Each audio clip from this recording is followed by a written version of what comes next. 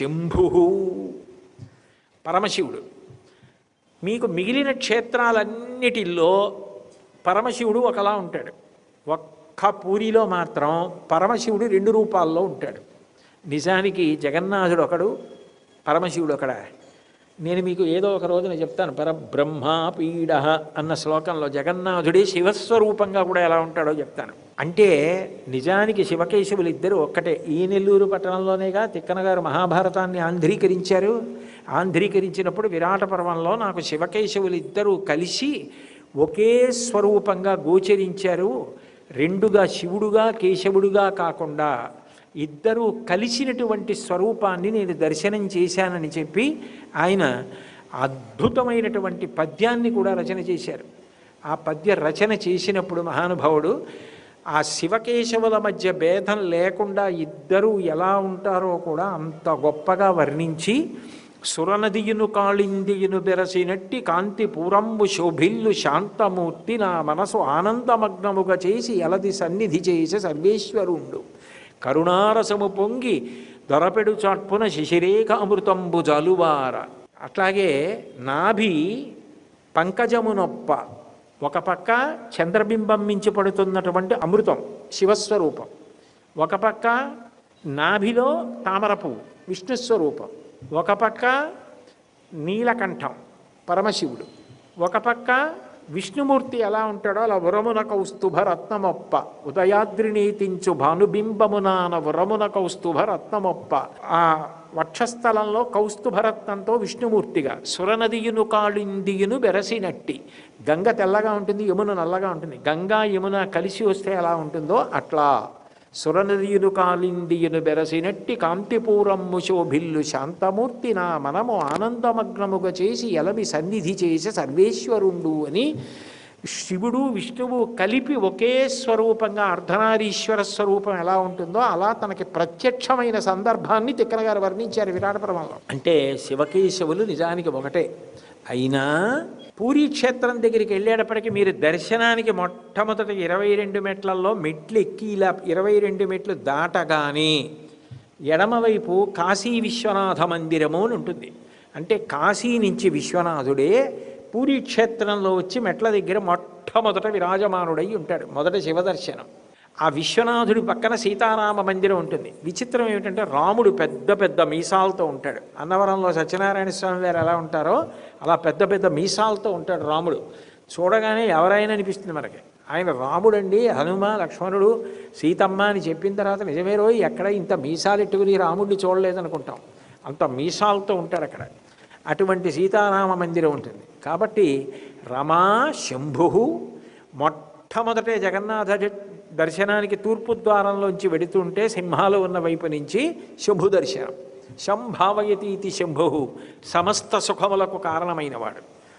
విశేషం ఏమిటంటే ఈయనకి బృందావనం అంటే ఇష్టం, రాసలీలంటే ఇష్టం, గోపికలుగా మారిపోయి అంత భక్తితో పరిగెత్తుకొచ్చిన వాళ్ళంటే ఇష్టం.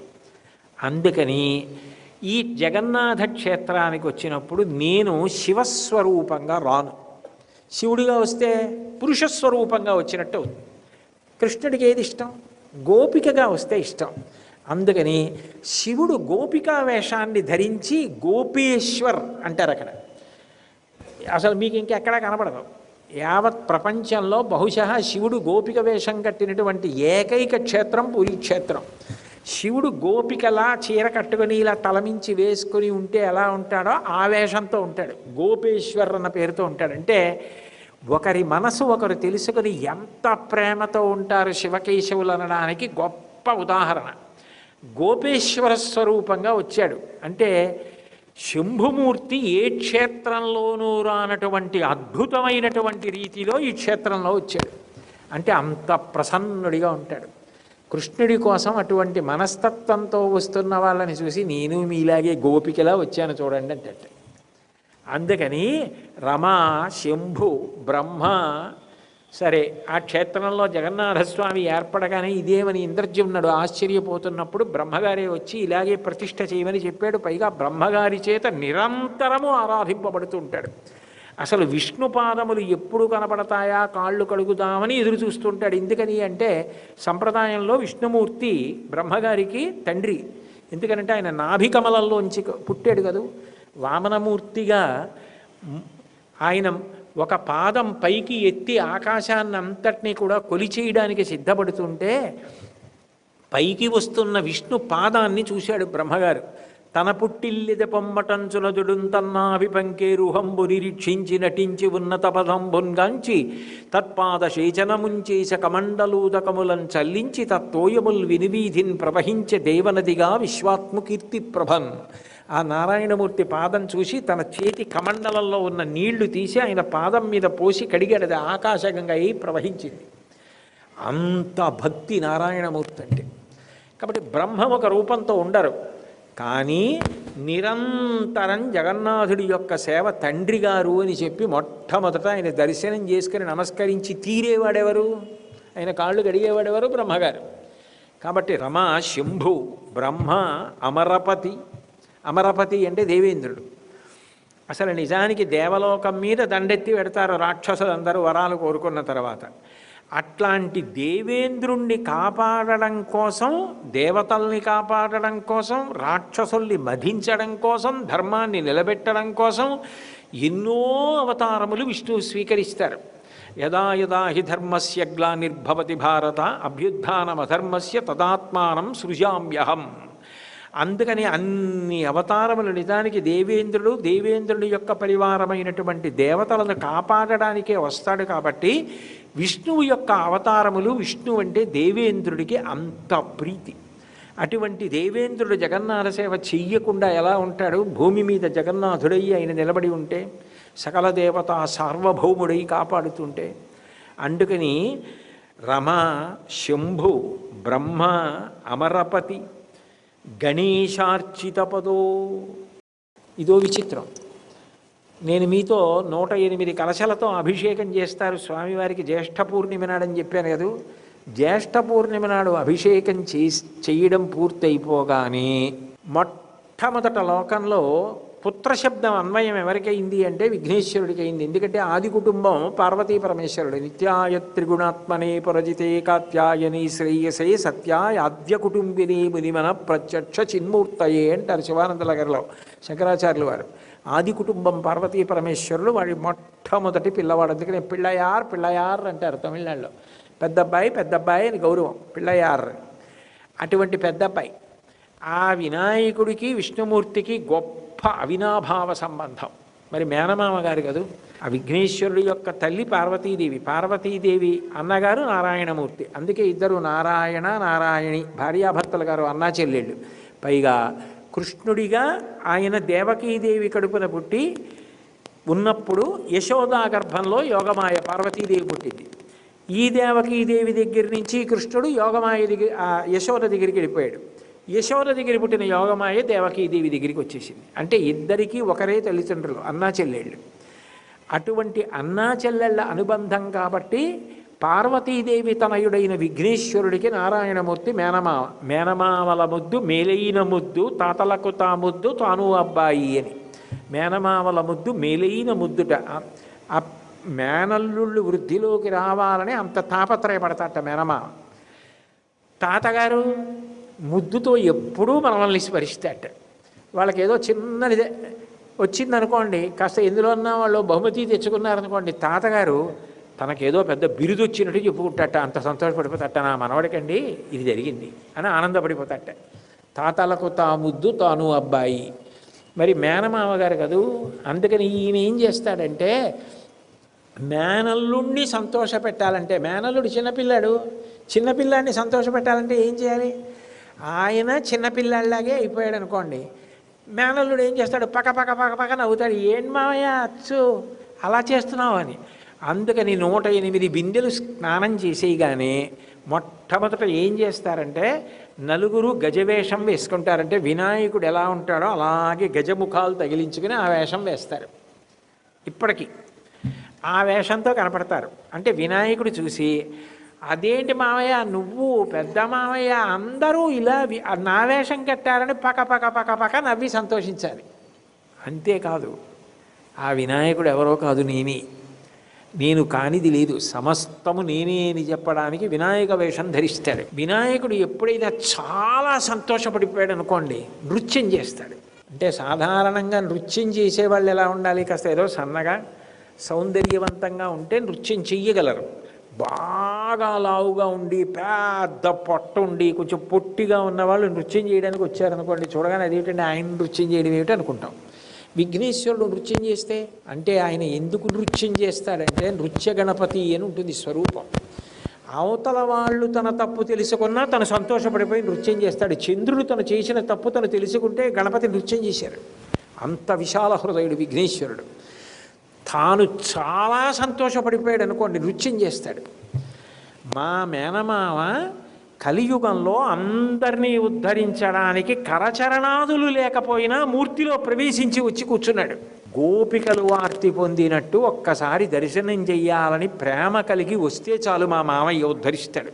అంత గొప్పవాడు మా మామయ్య అని చెప్పడానికి ఈ సీతారాముల మందిరం, కాశీ విశ్వనాథ మందిరం దాటి కొంచెం పైకి వెడితే దివ్యమైనటువంటి వటవృక్షం ఒకటి ఉంటుంది.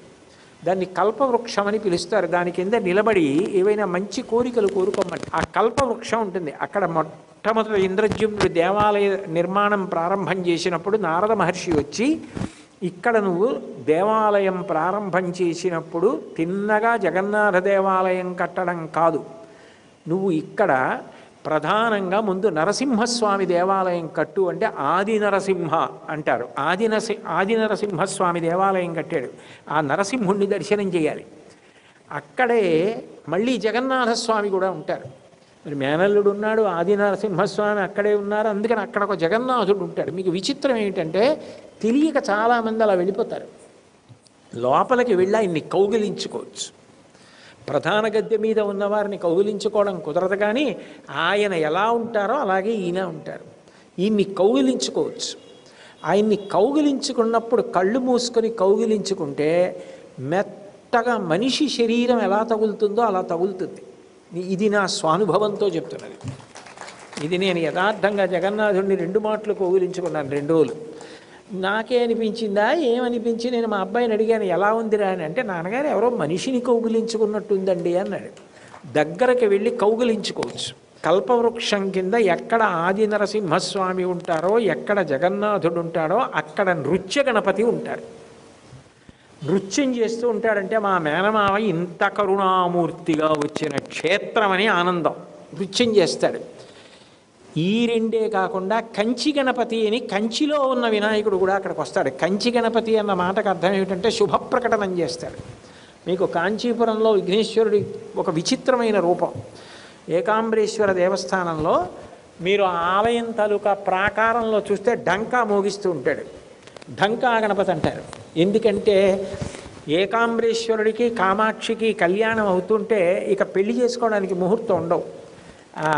కంచిలో కామాక్షి కళ్యాణాన్ని సుగంధ కుంతలాంబ కళ్యాణం జరుగుతున్నప్పుడు ముహూర్తం ఉండదు. పక్కల ఊళ్ళ నుంచి కొన్ని వేల జంటలు వచ్చేసి లోపల తాళి కడుతుంటే తాళి కట్టేస్తారు. అక్కడ కళ్యాణం అయిపోతుంది, వీళ్ళ పెళ్ళి అయిపోతుంది, వీళ్ళకి వెళ్ళిపోతారు. అన్ని పెళ్ళిళ్ళు అయిపోతాయి కంచిలో. మా నాన్నగారు అమ్మ కళ్యాణం అవుతోంది, కామాక్షి ఏకాంబరేశ్వరుల కళ్యాణం, మీరందరూ రండిని ఢంకా వాయించి చెప్తాడు. కాంచీ గణపతి అంటే శుభవార్తలను వ్యాపింపజేయు గణపతి, అంత మంగళప్రదుడు. అటువంటి కంచి గణపతి స్వరూపంగా లోపల ఒక చిన్న ఉపాలయం ఉంటుంది, అందులో విఘ్నేశ్వరుడు ఉంటాడు. కాబట్టి విఘ్నేశ్వరుడు ఇన్ని రూపాలతో ఉన్నవాడు జగన్నాథుడి వినాయక రూపం కడతాడు. నేనే ఆ వినాయకుడిని అని చెప్పడానికి, మేనల్లుడిని ప్రీతి పొందించడానికి. నా మేనల్లుడికి నేనంటే అంత ఇష్టమని. అంటే శివకేశవ భేదం లేదు, ఉన్నదొక్కటే.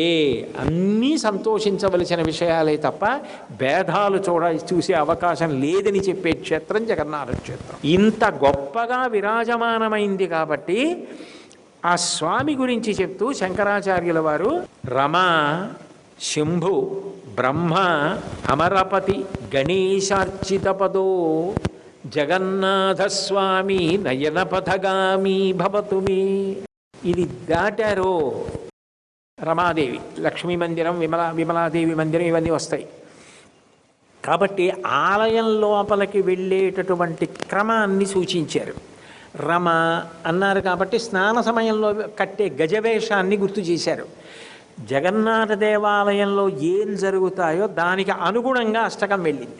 అంటే శంకరులు ఒక దర్శనం చేస్తే ఎంత గొప్పగా అష్టకాన్ని రచిస్తారో, అష్టకం చదువుకుంటుంటే జగన్నాథుడు మనకి స్మృతి పథంలో తిరుగుతాడు.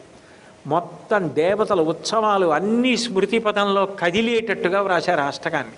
అంత గొప్పగా ఇచ్చారు. ఇవన్నీ మనసులో కదిలితే కంటి ముందు జగన్నాథుడు కనపడతాడు. జగన్నాథస్వామి నయనపదగామి భవతు మే.